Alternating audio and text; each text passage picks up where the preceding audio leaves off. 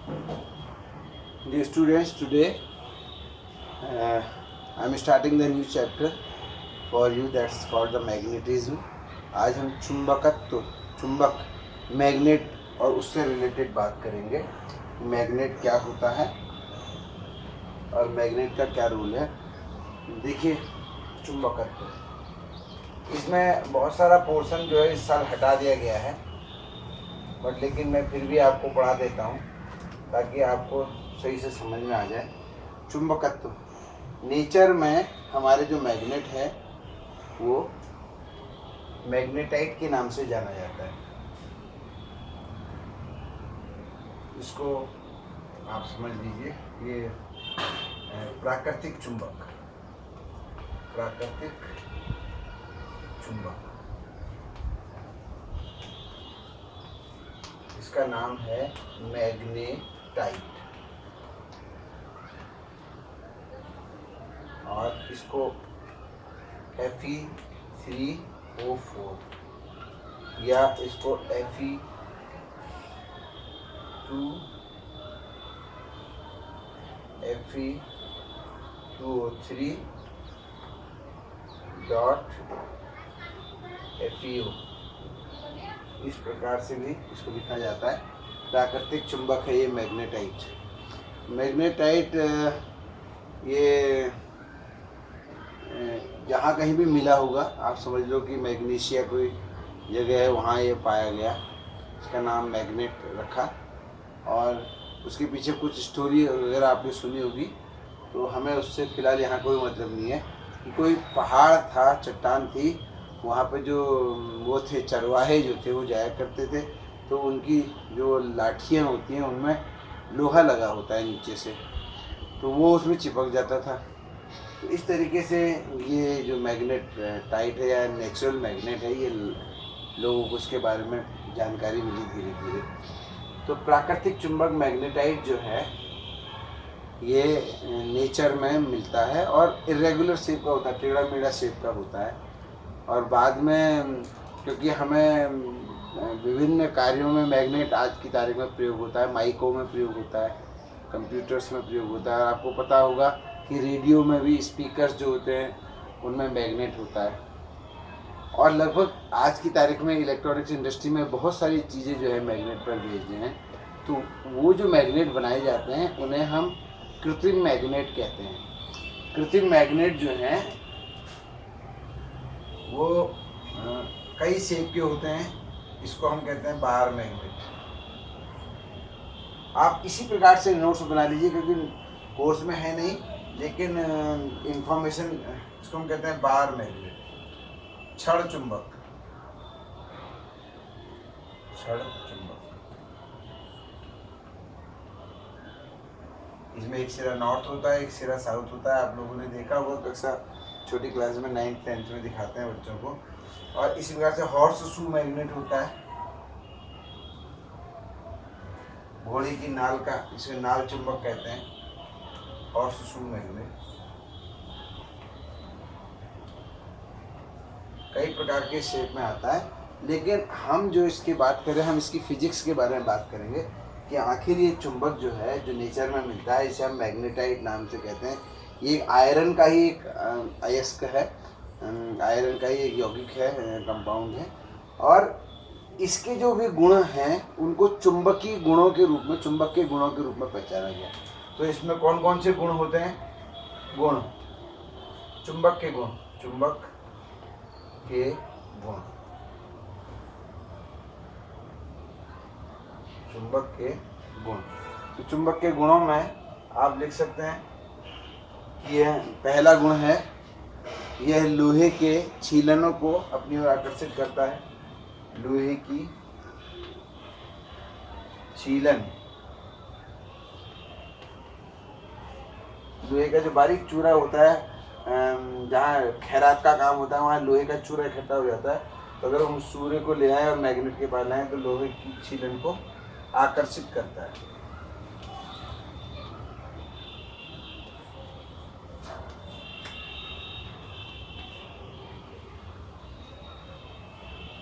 दूसरा, चुंबक के दो ध्रुव होते हैं जिन्हें नॉर्थ और साउथ कहते हैं। हर मैग्नेट, कोई भी मैग्नेट होगा तो उसका नॉर्थ और साउथ जरूर होगा। इसके दो ध्रुव होते हैं।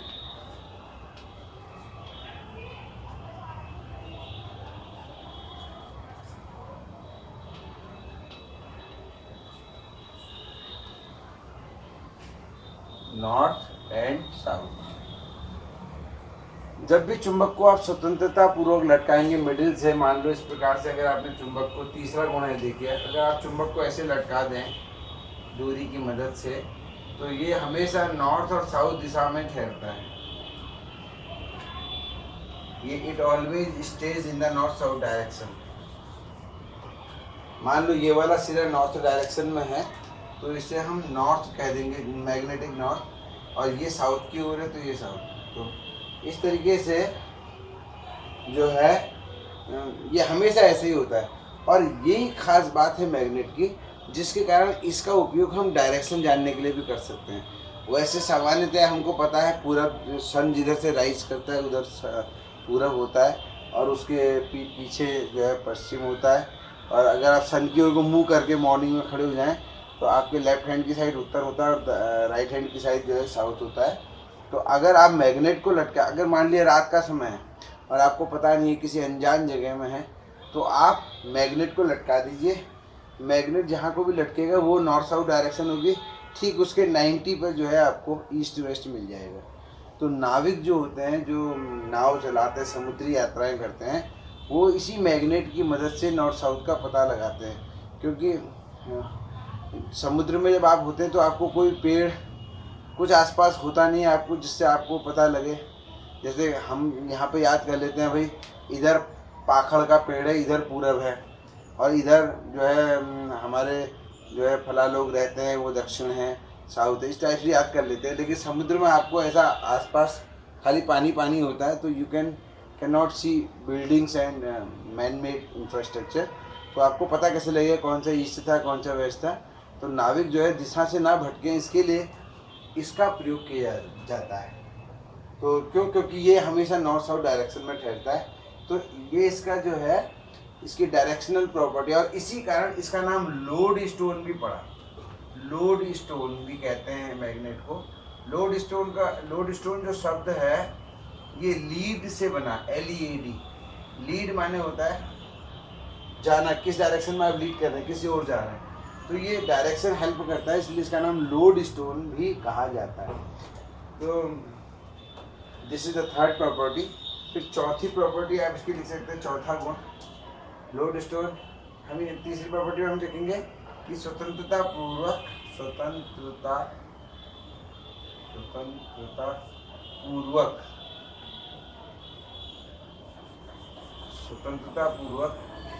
लटकाने पर चुंबक सदैव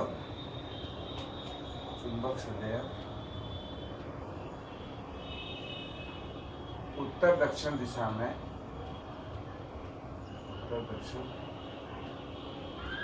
में ठहरता है।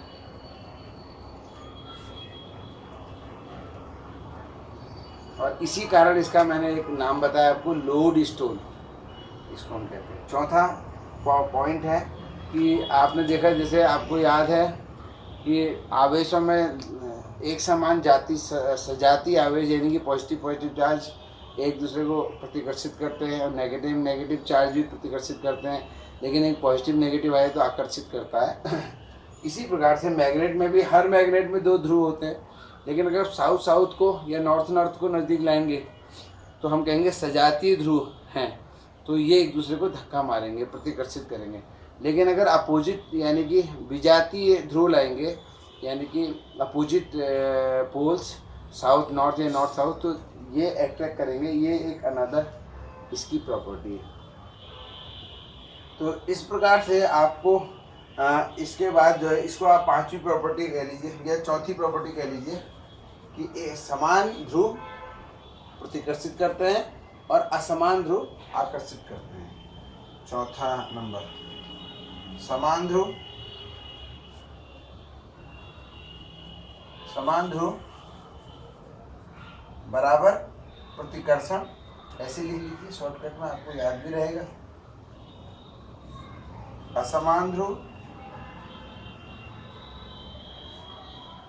बराबर आकर्षण। असमान ध्रुव का माने समझ गए होंगे, नॉर्थ साउथ या साउथ नॉर्थ, ये आकर्षण करेंगे। इसके बाद पांचवा पॉइंट है, अगर आप किसी मैग्नेट के दोनों पोल्स को तोड़ के बीच में से अलग करना चाहें तो आप उनको अलग नहीं कर सकते। यानी कि मैग्नेट के चुंबक के ध्रुव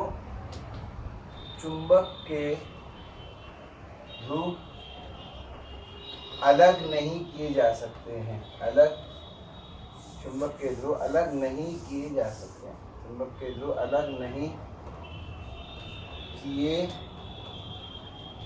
जा सकते हैं। अर्थात अगर आप सोचें कि भैया मैं कुल्हाड़ी से काट देता हूँ चुंबक को, तो हर टुकड़ा अगर आपने चुंबक को तोड़ दिया बीच में से, तो एवरी पीस, मान लीजिए नॉर्थ था, ये साउथ था और आपने तोड़ दिया, तो ये नॉर्थ और ये साउथ इस प्रकार से बन जाएगा टूटने के बाद। चाहे आप इसको कितना ही छोटा कर दीजिए, यानी कि आप छोटा करते करते करते करते एटॉमिक लेवल पे अगर पहुंच गए आप काटते काटते उसको, तो भी आप उसके दोनों ध्रुवों को अलग नहीं कर सकते। This is very very important property of the magnet. तो ये ध्यान रखने योग्य बातें हैं। तो मैंने आपको बताया कि नेचर में जो मैग्नेट है वो किस नाम से मिलता है, कहाँ मिलता है तो छोड़ दीजिए, आप अपने घर के नज़दीक गड्ढा खोद के मत देखने बैठ जाना। ये कुछ जैसे कुछ जगहों पर विशेष प्रकार के अयस्क मिलते हैं, केमिस्ट्री में आपने पढ़ा होगा। हमारे इधर पहाड़ में मैग्नेसाइट बहुत सारी चट्टानों में मिला है। इसका माने ये नहीं कि आप हर पहाड़ में मैग्नेसाइट ढूंढने लग जाए। तो मैग्नेसाइट की यहाँ ईंटें बनती हैं, तो क्योंकि मैग्नेसाइट यहाँ पाया जाता है। तो नेचर का ये रोल है, नेचर का के अधीन है कि कौन सी चीज़ कहाँ ज़्यादा मिलेगी। तो ये जहाँ भी पाया जाता है नेचर में, इसका नाम मैग्नेटाइट है और इसका सूत्र जो है इस प्रकार से है। फिर इसके कौन कौन से गुण हैं ये हमने अभी भी यहाँ पर डिस्कस कर लिए हैं, आप इनको नोट कर सकते हैं।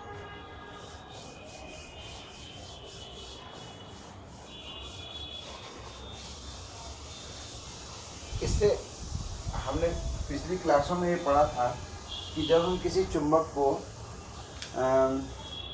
किसी धारावाही तार, करंट कैरिंग कंडक्टर, अगर करंट उसमें बह रही है तो उसके आसपास चुंबकीय क्षेत्र हो जाता है। इसी प्रकार से मैग्नेट भी क्या है, सोर्स ऑफ मैग्नेटिज्म है। तो मैग्नेट के आसपास भी चुंबकीय क्षेत्र बनता है। और मान लीजिए ये मैग्नेट का नॉर्थ है, साउथ है, तो इसके चारों तरफ का जो फील्ड है उसको हम प्लॉट कर सकते हैं, दिखा सकते हैं। फैराडे ने जैसे इलेक्ट्रिक फील्ड को दिखाने के लिए विद्युत बल रेखाओं का कॉन्सेप्ट दिया, इसी प्रकार से मैग्नेट के आसपास उसका जो फील्ड है, उसकी लाइट समझ लो, इनविजिबल लाइट होती है। जैसे बल्ब जब जलता है तो उसके चारों तरफ लाइट होती है, वो तो हमें दिखती है, लेकिन मैग्नेट के चारों तरफ भी एक फील्ड बन जाता है, वो हमें दिखता नहीं है। लेकिन अगर हम साइंटिफिक आइज़ हमको मिल जाएं तो हमें वो फील्ड भी दिखाई दे जाता है। तो इसका श्रेय जाता है फैराडे को। तो फैराडे ने किस प्रकार से नॉर्थ और मैग्नेट की आसपास का जो फील्ड है उसको दिखाया। तो उसके लिए उसने एक छोटा सा कंपास लिया। मान लीजिए कंपास भी एक मैग्नेटिक कंपास जो एक टाइनी मैग्नेट होता है, मान लिया। इस प्रकार से मैंने कंपास को रखा यहाँ पर, एक पॉइंट यहाँ बना लिया और एक पॉइंट यहाँ बना लिया। फिर इस कंपास को उठा के मैंने यहाँ पर रखा,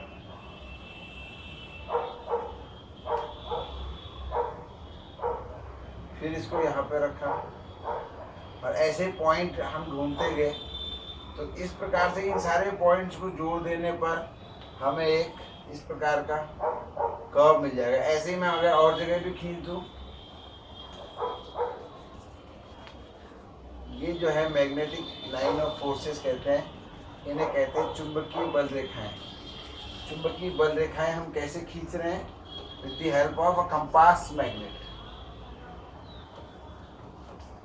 जब इन लाइनों को हम खींचते हैं तो इसकी हेल्प से हमें पता लग जाता है कि चुंबक के आसपास जो मैग्नेटिक फील्ड है वो कैसा होगा।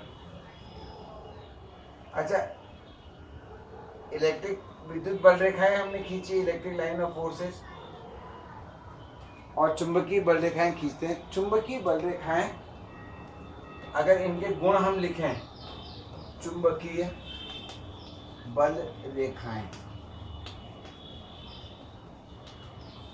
क्या हैं? तो चुंबकीय बल रेखाएं क्या है? वैसे ही वहां पर भी पूछा जाता है विद्युत बल रेखाएं क्या हैं। विद्युत बल रेखाएं विद्युत क्षेत्र को दिखाती हैं, चुंबकीय बल रेखाएं चुंबकीय क्षेत्र को दिखाती हैं। तो चुंबकीय बल रेखाएं विद्युत बल रेखाओं की जैसी ही लगभग परिभाषा है। थोड़ा सा क्या अंतर आप देखिएगा, ये सीधी रेखाएं, सीधी या वक्र रेखाएं हैं, या वक्र रेखाएं होती हैं, सीधी या वक्र रेखाएं होती हैं। ये सीधी वक्र रेखाएं नहीं लिखते, ये सीधी रेखा या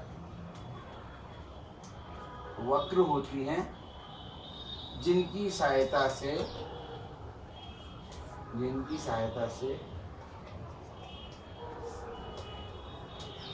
चुंबकीय क्षेत्र को चित्रित किया जाता है,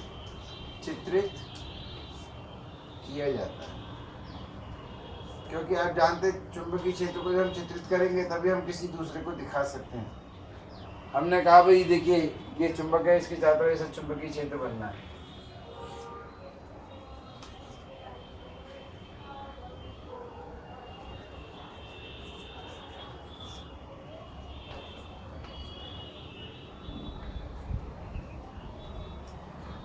तो चुंबकीय क्षेत्र को हम चित्रित कर सकते हैं, तो हमें पता लग जाएगा कि चुंबक के चारों तरफ मैग्नेटिक फील्ड कैसा है, ऐसा है। और इसको किसकी सहायता से ड्रॉ किया जाता है? With the help of magnetic compass. Magnetic compass की हेल्प से इसको हम चित्रित कर सकते हैं। अब इसकी क्या क्या गुण हैं? मैग्नेटिक लाइन ऑफ फोर्स अगर हमें खींचनी है तो अगर हमें गुण पता है तो हम उसकी मदद से भी खींच सकते हैं। तो मैग्नेटिक बल, चुंबकीय बल रेखाएं जो हैं, इसका पहला गुण है कि ये नॉर्थ से बाहर को निकलती हैं, नॉर्थ से बाहर को निकलती हैं,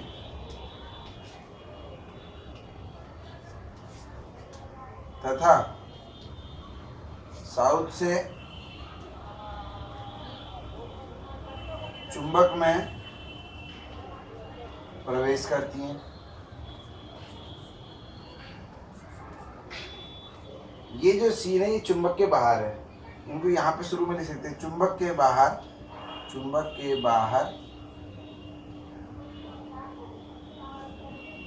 नॉर्थ से बाहर को निकलती है और साउथ से चुंबक में प्रवेश करती है। लेकिन चुंबक के अंदर देखिए नॉर्थ से बाहर को निकल रही है और घूम के साउथ से चुंबक में एंटर कर रही है, और चुंबक के अंदर ये साउथ से नॉर्थ चलती हैं। चुंबक के भीतर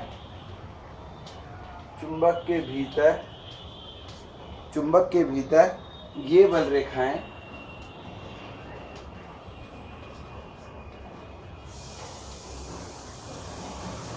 रेखाएं साउथ से नॉर्थ चलती हैं।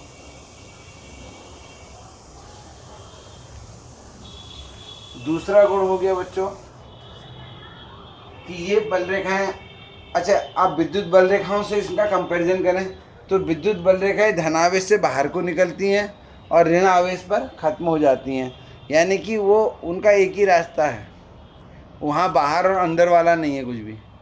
आपको याद होगा धनावेश अगर यहाँ है, ऋण आवेश यहाँ है, तो यहाँ से बल रेखाएं बाहर को निकलेंगी और ऋण की ओर जाएंगी। लेकिन यहाँ साउथ से नॉर्थ से बाहर को निकलती हैं और साउथ से प्रवेश करती है और चुंबक के अंदर साउथ से नॉर्थ जाती हैं, यानी कि ये बल रेखाएं बंद लूप बनाती हैं। चुंबकीय बल रेखाएं बंद लूप नहीं बनाती, ये बंद लूप बनाती हैं।